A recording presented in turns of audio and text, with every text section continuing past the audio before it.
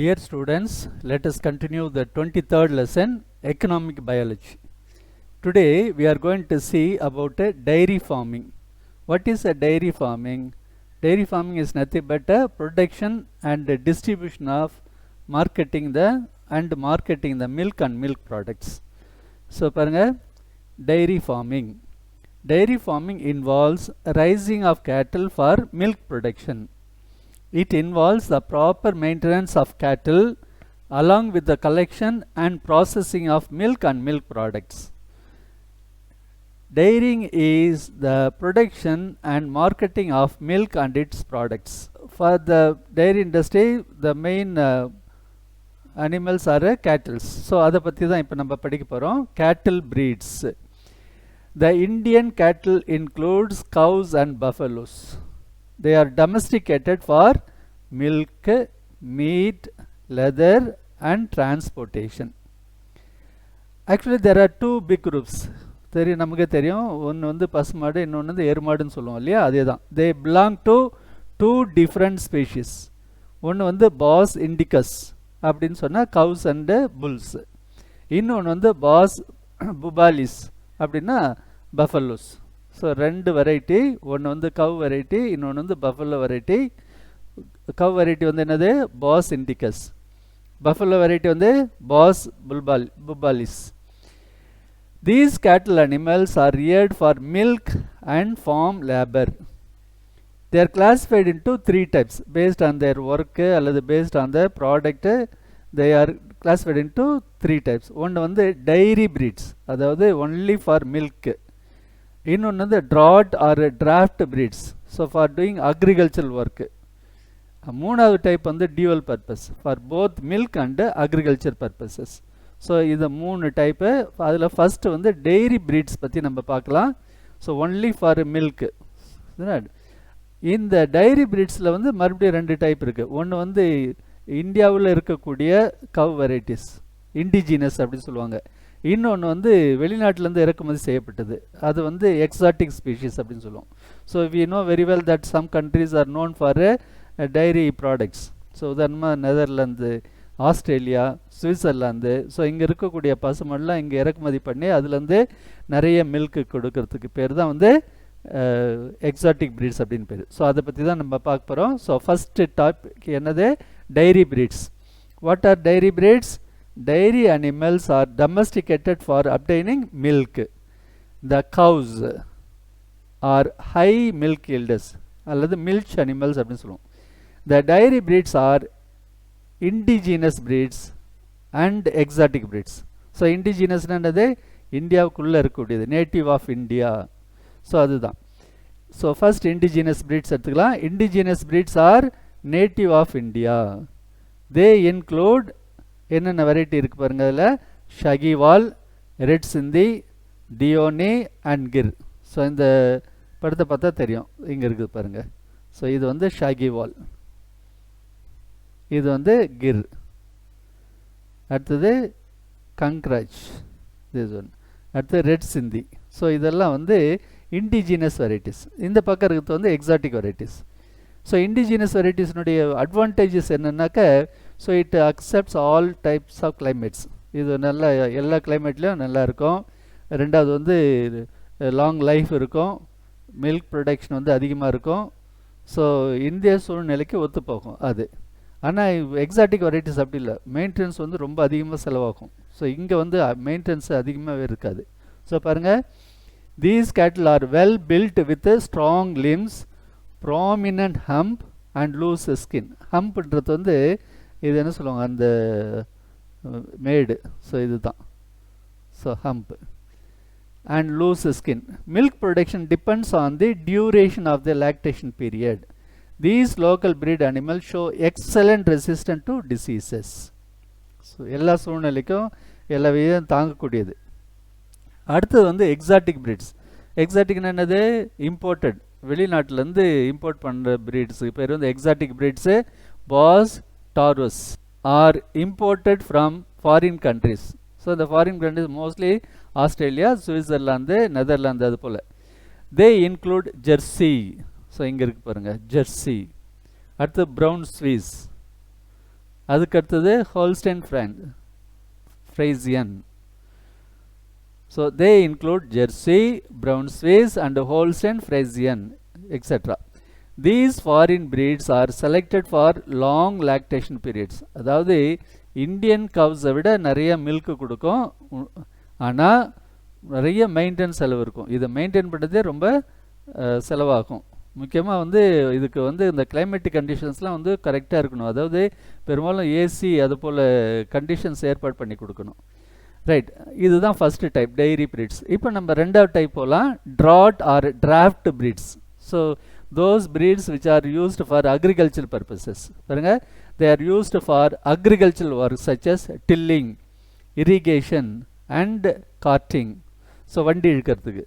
Tilling அப்படின்னா உழவு ஓட்டுறதுக்கு, இரிகேஷன் நீர் பாய்ச்சதற்கு, அண்டு கார்ட்டிங் அப்படின்னா வண்டி இழுக்கிறது. These include Amirtha Mahal Kangeyam, Amblacheri, Malvi, Siri and Alikar breeds. So இதில் இருக்கக்கூடிய varieties. Bullocks are good draft animals while the cows are poor milk yielders. So இந்த அக்ரிகல்ச்சர் பர்பஸாக யூஸ் பண்ணுறது வந்து நல்லா வேலை செய்யும், ஆனால் மில்க் வந்து கொஞ்சமாக கொடுக்கும். ஸோ டிராஃப்ட் அனிமல்ஸ் அப்படின்னு சொன்னால் நல்லா வண்டி இழுக்கக்கூடியது, பொதி சுமக்கக்கூடியது. ரைட், அடுத்தது நம்ம மூணாவதாக பார்க்கலாம், டியூவல் பர்பஸ் பிரீட்ஸ். அதாவது ஒரே நேரத்தில் நல்லாவும் மில்க் கொடுக்கணும், அதே சமயத்தில் அக்ரிகல்ச்சர் ஒர்க்கும் செய்கிறதுக்கு இப்போ தான் வந்து dual purpose breeds. The cows of these breeds provide milk and the bulls are useful for farm work. In India these breeds are favoured by farmers. So எது சூஸ் பண்ணுறாங்கன்னா இந்த வெரைட்டிஸ் தான் சூஸ் பண்ணுறாங்க. They can do both work. They include Haryana, Ongole, Kankrej and Tharparkar. Indigenous draught breeds native to Tamil. இப்போ இது வந்து India ஃபுல்லாக, தமிழ்நாட்டில் மட்டும் என்னென்ன வெரைட்டி இருக்குது அப்படின்னா காங்கேயம். ஸோ காங்கேயன்றது வந்து கோயம்புத்தூர் வெரைட்டிஸ் அது போல் இருக்கும். அதுக்கடுத்து புலிக்குளம். இந்த புலிக்குளன்றது தான் ஜல்லிக்கட்டு மாடு. ரைட், அடுத்தது வந்து கேட்டில் ஃபீடை பற்றி கொஞ்சம் பார்க்கணும். So in order to get a very good milk yield, அதுக்குரிய ஃபீடிங் இல்லையா, ஃபுட்டு வந்து நமக்கு வந்து முக்கியமானது. ஸோ என்னென்ன ஃபுட்டு கொடுக்கணும் அப்படின்னு சொல்லிட்டு இதில் பார்க்க போகிறோம். ஆக்சுவலாக வந்து கேட்டில் ஃபீடு வந்து ரெண்டு டைப்பாக பிரிக்கிறாங்க. ஒன்று வந்து ரஃப் ஏஜ் அப்படின்னு பேர், இன்னொன்று வந்து கான்சன்ட்ரேட் அப்படின்னு பேர். ரஃப் ஏஜ் அப்படின்னு சொன்னால் இலை தழை அது ஒன்று வந்து ஃப்ரெஷ்ஷாக இருக்கலாம் அல்லது ட்ரையாக இருக்கலாம். ஸோ அதை பற்றி தான் நம்ம பார்க்க போகிறோம். பாருங்கள், the food requirement for cattle should support healthy life of the animal and milk producing requirement.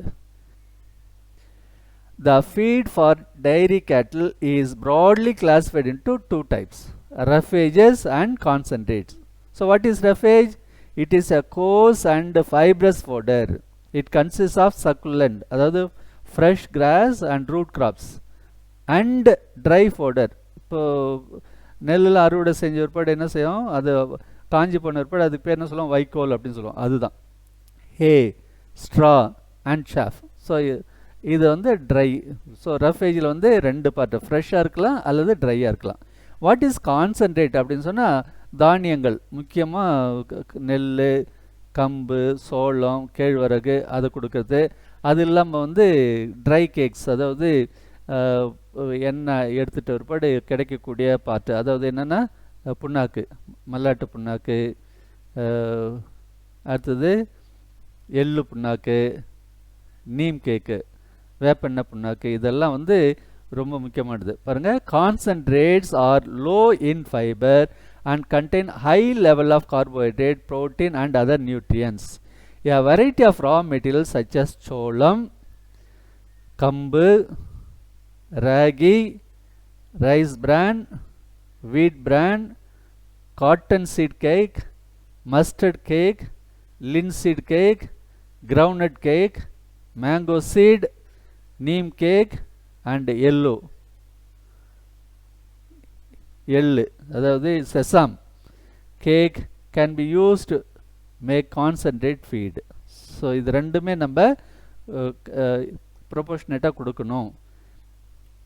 அதுக்கடுத்து எவ்வளோ கொடுக்கணும் ஒரு நாளைக்கு, அதை பற்றி தான் நம்ம இப்போ பார்க்க போகிறோம். Feed management. Dairy cattle need a balanced food containing all nutrients in proportional amounts and food additives. The food additives contain minerals, vitamins, antibiotics and hormones. So இதெல்லாம் வந்து இப்போ நம்ம இந்த கான்சன்ட்ரேட்லேருந்து கிடச்சிரும். அதாவது சோளம், கம்பு, ராகி, அதுலேருந்து இந்த மினரல்ஸு, ஆன்டிபயோட்டிக்ஸ், ஹார்மோன்ஸ் தேவையானது எல்லாம் கிடச்சிரும். They promote the growth of animals, good yield of milk and protect them from diseases. The daily average feed ratio of milking cow is 15 to 25 kilograms of roughage. அதாவது dry grass and green fodder. So அது நம்ம ஏற்கனவே சொல்லியிருக்கோம். அதுக்கடுத்து 4 to 5 kilograms of grain mixture, அதாவது சோளம், கம்பு அதெல்லாம் மிக்ஸ் பண்ணி வாட்டரில் கலந்து கொடுக்குறது. அதுக்கடுத்தது 100 to 150 liters of water. So இதுதான் வந்து ஒரு சாதாரணமாக ஒரு பசுமாட்டுக்கு தேவையான food.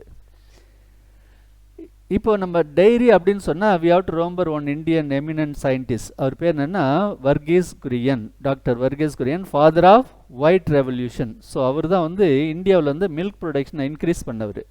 Was the founder of, அவர் வந்து ஒரு டிபார்ட்மெண்ட்டை க்ரியேட் பண்ணி, அந்த டிபார்ட்மெண்ட் பேர் என்ன, founder of national dairy development board, NDDB, and was called the architect of India's modern dairy industry. So அவர் தான் வந்து இந்தியாவினுடைய மில்க் ப்ரொடக்ஷனை வந்து இன்க்ரீஸ் பண்ணவர்.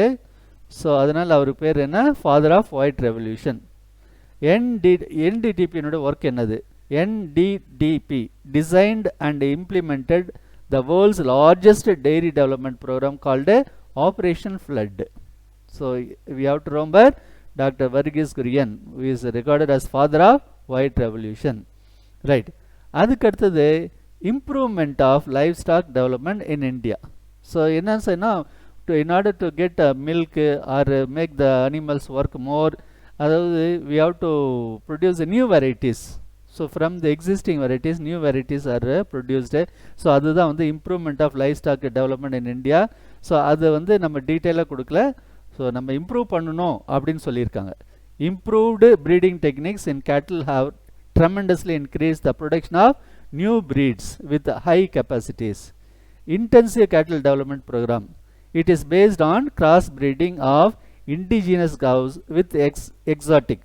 இப்போ இண்டிஜினஸ் கவ் என்னென்னது, ரொம்ப நாளைக்கு இருக்கும், ரெசிஸ்டன்ட் பவர் அதிகமாக இருக்கும், ஆனால் மில்க் செக்ரேஷன் கம்மியாக இருக்கும். அதே எக்ஸாட்டிக் வெரைட்டினா மில்க் செக்ரேஷன் அதிகமாக இருக்கும். ஸோ இது ரெண்டும் கம்பைன் பண்ணாக்க நமக்கு வந்து நல்ல வெரைட்டி கிடைக்கும் அப்படின்னு சொல்கிறாங்க. So cows with exotic breeds to increase milk production. New methods and modern equipments are made available for machine milking of cows. So நீங்கள் கூட படத்தில் பார்த்துருக்கலாம் எப்படி மில்க் வந்து எடுக்கிறாங்க அப்படின்னு சொல்லிட்டு. ஸோ முடிஞ்சால் இதுக்கு நான் ஒரு வீடியோ அட்டாச் பண்ணுறேன் நான். அடுத்தது வந்து operation flood programme. It is based on dairy commodity aid to increase milk supply in urban areas. நமக்கு தேவையான அளவுக்கு இந்தியாவில் மில்க் ப்ரொடக்ஷன் இருக்குது, ரைட். அதுக்கடுத்து நம்ம பார்க்க போகிறது வந்து ஆக்வா கல்ச்சர். ஸோ ஆக்வா கல்ச்சர்னு என்னது, rearing of aquatic organisms like a fish, prawn, lobsters, அதெல்லாம் வந்து அதுக்கு பேர் தான் வந்து ஆக்வா கல்ச்சர் அப்படின்னு பேர். ஸோ இதுவும் வந்து increasingly practiced in India. Aquaculture is rearing of economically important aquatic organisms like fishes, prawns, shrimps, crabs, lobsters, edible oysters, pearl oysters and seaweeds under controlled and confined environmental conditions using advanced technology. So aquaculture என்னது, rearing of aquatic organism in short, right. இதில் வந்து ரெண்டு type இருக்குது. ஆக்வாகல்ச்சரில் ரெண்டு type இருக்குது. அதாவது fresh வாட்டர்லேயும் செய்யலாம், marine வாட்டர்லையும் செய்யலாம். ஸோ அதுதான் ரெண்டு type. Types of aquaculture. It is classified into fresh water aquaculture and marine water aquaculture. முதல்ல வந்து நம்ம ஃப்ரெஷ் வாட்டர் ஆக்வாகல்ச்சர் எடுத்துக்கலாம். அதாவது என்னன்னு சொல்லலாம், ஃப்ரெஷ் வாட்டர்னால் இப்போ இன்லேண்டு கல்டிவேஷன். உதாரணமாக வந்து பாண்டு, லேகு, ரிவரு, ஸோ அதில் வந்து மீன் வளர்க்குறது அல்லது நீர்வாழ் உயிரினங்களை வளர்க்குறதுக்கு பேர் தான் வந்து ஃப்ரெஷ் வாட்டர் ஆக்வா கல்ச்சர் அப்படின்னு பேர். பாருங்கள், the rearing of aquatic organisms in fresh water is called fresh water aqua culture. It is carried out in pond, river, dam, lake and cold water. These freshwater resources remain within the land. Tilapia, ஜிலேபின்னு சொல்லுவாங்க, tilapia, காப்ஸ்னா கண்டை, கண்டையில் வந்து ஒரு 3 varieties கொடுத்துருக்காங்க பாருங்கள். கட்லா கண்டை, ரோகு, அப்புறம் mrigal. Gate fishes, கெளுத்தி மீன், cat ஃபிஷஸ்னால் கெளுத்தி மீன். And air breathing fishes are cultured in fresh water. அது மெரைன் வாட்டரில் என்னென்ன செய்கிறாங்க பாருங்கள். Marine water aqua culture, the cultivation of aquatic organisms in sea water. This is also referred as mariculture or sea farming. Culture of organism is carried out along the sea coast. Organisms like shrimps, அதாவது marine prawns, pearl oysters, edible oysters, mussels and fin fishes like salmons, sea bass, milk fishes and mullets are cultured in marine water. அதுக்கடுத்து என்னென்னா prospects of ஆக்வாகல்ச்சர். So ஆக்வாகல்ச்சருடைய எதிர்காலம் என்னது, கண்டிப்பாக ஒரு நல்ல future உண்டு, அதுதான் சொல்லும். Aquaculture has become the fastest growing food producing sector to meet the demands of food and nutrition. It aims at a blue revolution. So milk revolution அப்படின்னு சொன்னால் தேவையான அளவுக்கு மில்க் ப்ரொடியூஸ் பண்ணுறது. அதே போல் ப்ளூ ரெவல்யூஷன் சொன்னால் கடல் வாழ் உயிரினங்களை தேவையான அளவுக்கு ப்ரொடியூஸ் பண்ணுறது. It is a major source of export and foreign exchange earnings for the country. It generates employment through fish farming in rural and underdeveloped areas. Tomorrow we will see about a pisciculture. அதாவது what is pisciculture? Rearing of fishes alone.